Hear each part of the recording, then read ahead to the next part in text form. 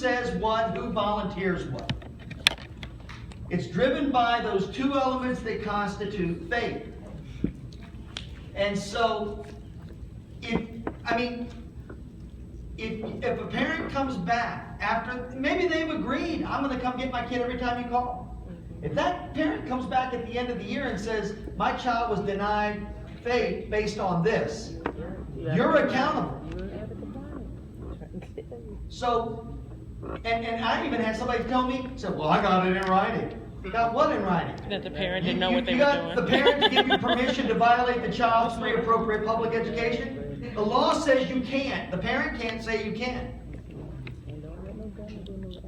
Okay, so, guys, you can do all these things and try to protect yourself, but the law tells us exactly what we have to do.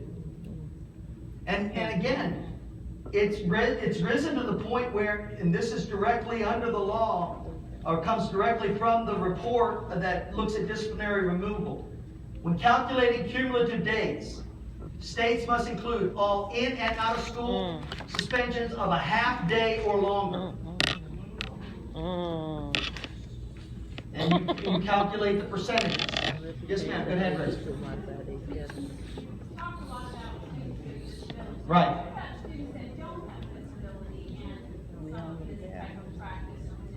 Okay. 2 hours a day and then they go home. Right. That's right.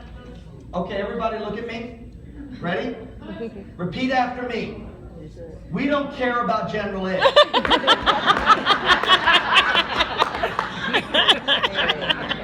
I'm being facetious, aren't I?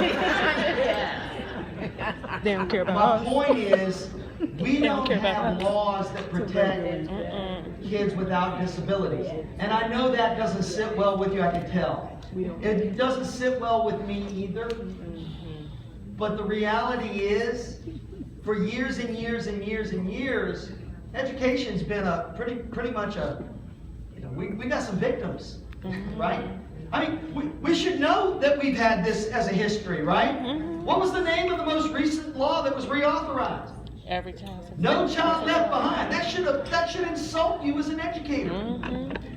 Should insult you as a professional. It did me. I like the new one. Every student succeeds. That's a little better. That's the PBS version. But no. Okay, so let's go back to what you said because I want to answer it correctly.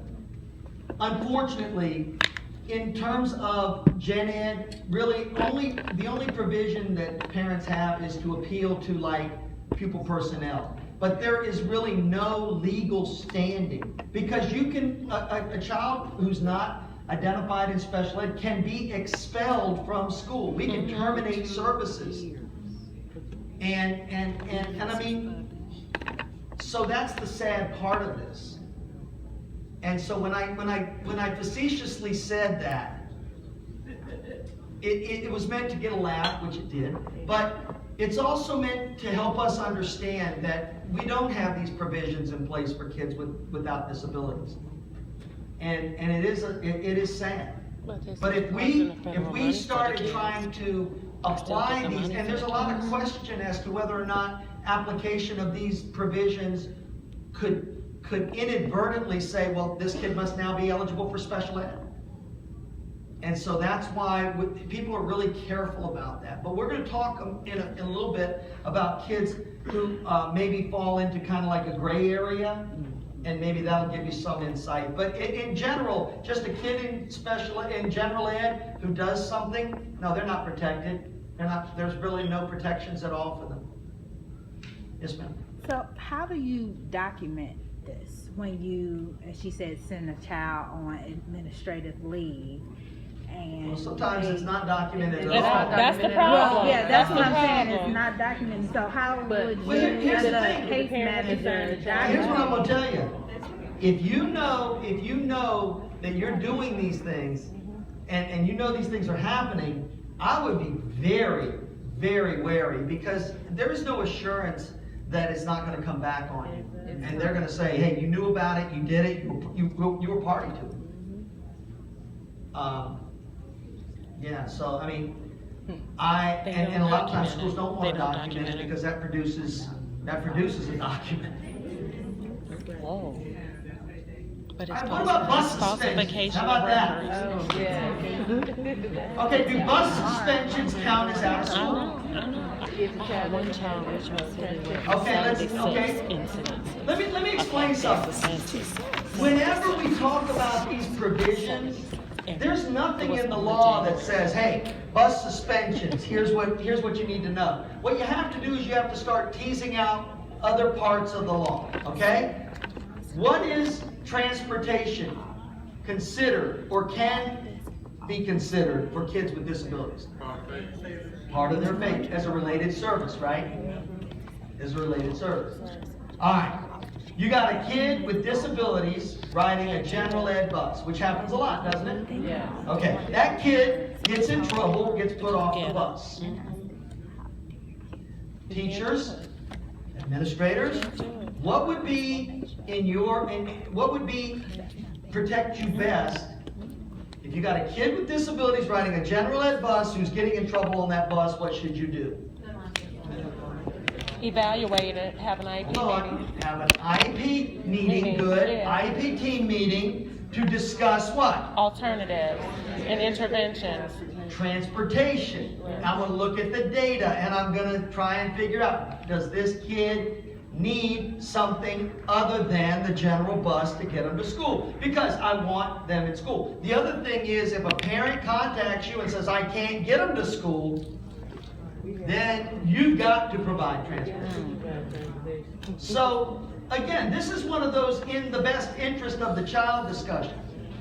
You should immediately, that should trigger the mechanisms.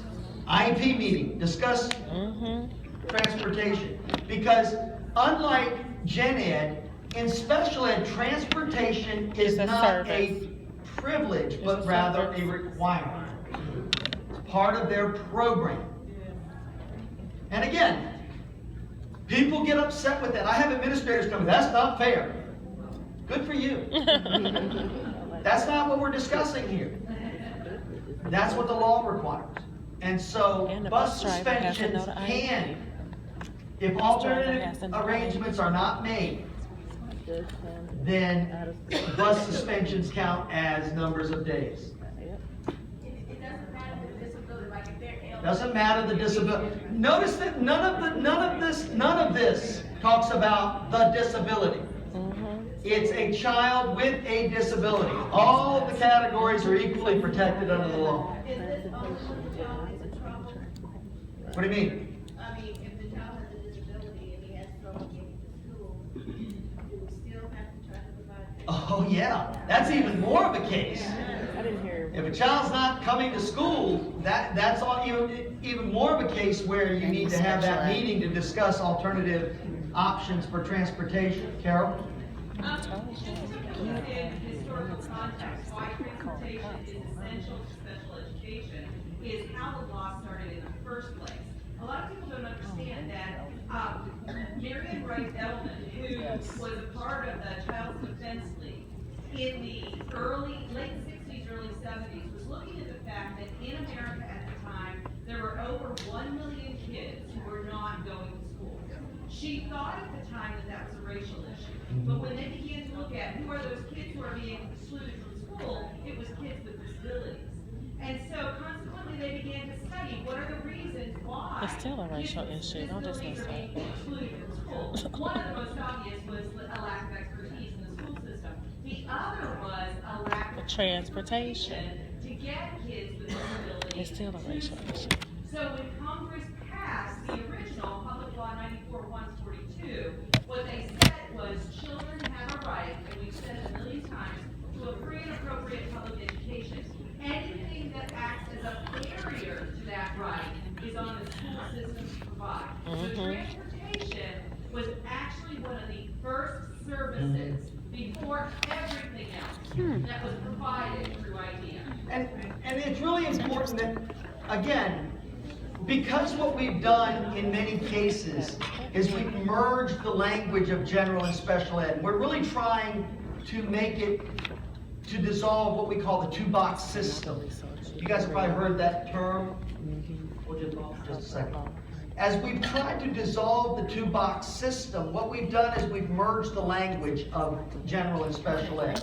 When I first started teaching in special ed, we never talked about promotion or retention in special ed. It was all placement. We never talked about expulsion. That was not a term that we used.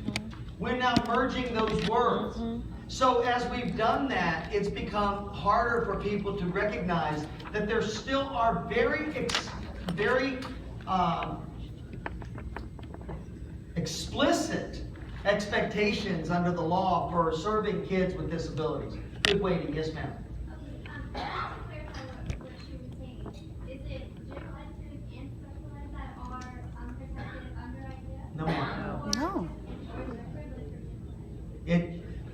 General ed, students in general ed that get kicked off the bus, it's up to the parent to bring them, or they don't come to school. She must have had a Special, it's only students identified with disabilities that are protected. But see, that's why you should be required Yeah. to do extensive And they training do instead that of quite number often. 18. And it doesn't really matter at that point. And so when the child gets off the general ed bus and gets transportation on the special ed bus, and it happens to be the shorter bus, and the child has an aversion to getting on that bus, has the school system met the requirement to say, listen, we've given you the alternative transportation for the child? Well, yeah, I mean, in other words, it doesn't tell us what we have to do to provide the transportation. It just means we have to provide transportation. But if it's an adverse action, you It's can interesting convene because an there's IEP often team a and you make lot the of best discussion decision. in special ed, not only around transportation, but in services in general. Yeah. And remember, I mean, if you go back, and this isn't really meant to be a discussion of all the history of special ed, but if you go back and look at what is the requirement under the law, and that is to provide benefit and access. It's not to maximize. So in other words, it's not, you don't have to do taxi service. Yes, ma'am. So to follow up on that, if parents cannot get the kid on the bus, that's not on us to get them there. Like, I've had kids where the parent physically cannot get the child to get on the special ed If bus. that parent, if the child is identified with a disability, we need to immediately convene an IEP team meeting and figure out what are we gonna do to try to It's not support the that parent's parent and issue. provide that service. Yes. And in some instances, school divisions put assistants on the bus, they do all kinds of things to try and help. And it's our job to try and to the maximum extent possible, do what we can. Now, if that child becomes a danger in that situation, what would we then have to do? We'd have to hold an IEP meeting and try to figure out what? Placement. Right? And so now so in other words, all of these mechanisms work together. They're like gears. And they mesh together. You don't just separate them. And you can't just say, well, I've done everything I need to do. I guess I'll just sit home. That's what they do. Because then we would revert back to the law that says they're entitled to what?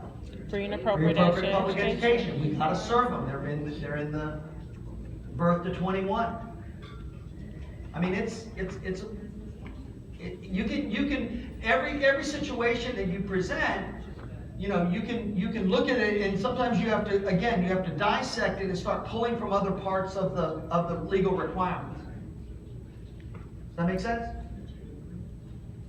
Long-term suspensions, I think, are easier to understand because most of us recognize that when you do anything in excess of 10 consecutive days, it essentially creates what? Change in placement. A change of placement. So whenever change of placement occurs for a child with disabilities, that triggers what?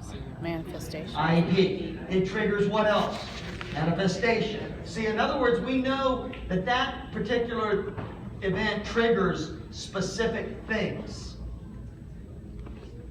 All right, I'm going to stop here because I think it's 12 o'clock, isn't it? And yeah, it is. Time flies when you're having fun. We're going to do lunch. I think Ms. Miss Ellen just left, so I'm not sure if she's, What's just her name? departing That on me or lady's whatever, name? but, I'm not sure. Carol? They put No, the the silverware one out, that so I'm was assuming they're gonna bring food too. Ellen? Miss Ellen? What's her first name? So if you wanna get up and Miss Ellen? stretch, I guess they're waiting for us to. Her last name is Harrison. It's, oh,